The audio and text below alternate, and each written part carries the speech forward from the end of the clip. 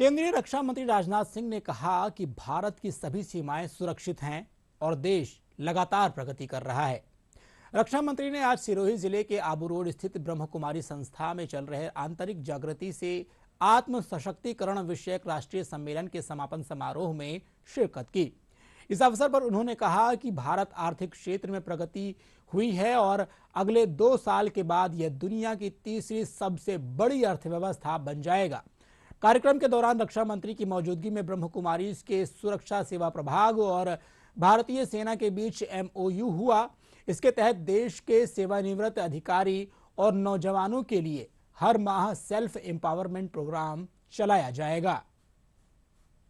समय की जरूरत है कि चाहे सामान्य नागरिक हो या फिर हमारे सैनिक हों, उनके पास आध्यात्मिक और मानसिक रूप से भी पर्याप्त शक्ति होनी चाहिए जो उन्हें तनाव, चिंता और भावनात्मक उथल-पुथल से निपटने में मदद करे और बाहरी दुनिया को जीतने से पहले अपने भीतर के भय को हराना भी जरूरी है और यह सब काम केवल आप जैसे लोग कर सकते हैं। और ऐसी स्थिति में योग, ध्यान और अध्यात्म की भूमिका निश्चित रूप से बेहद महत्वपूर्ण हो जाती है और योग हमें अपने अंदर झांकने का और अपने बारे में जानने का एक बड़ा अवसर भी प्रदान करता है।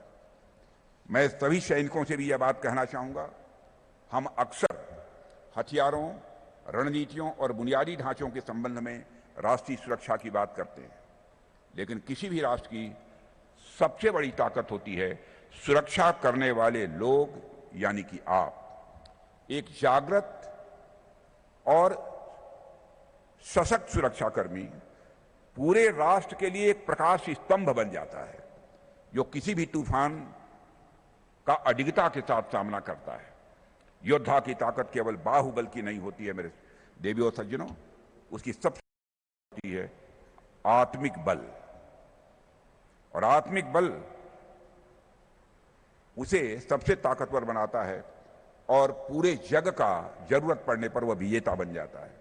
आप में से हर एक ने कठिन प्रशिक्षण, चुनौतीपूर्ण परिस्थितियां और न जाने कितने तनावपूर्ण क्षणों का सामना करना पड़ता है, पर आज जो सबसे अदृश्य और अविरल युद्ध चल रहा है वह अंदर की अशांति और अस्थिरता। और मैं जानता हूं कि सैनिक के रूप में आपको दूसरों की रक्षा करने के लिए प्रशिक्षित किया जाता है, लेकिन मैं आपसे कहना चाहता हूं कि आप अपने भीतर के आत्मबल को मजबूत करने और उसकी रक्षा करने में भी समय आप निकालें। आप केवल सीमाओं के संरक्षक नहीं हैं, बल्कि देश की युवा पीढ़ी के लिए सेवा, साहस और संकल्प के आप प्रेरणा स्रोत हैं।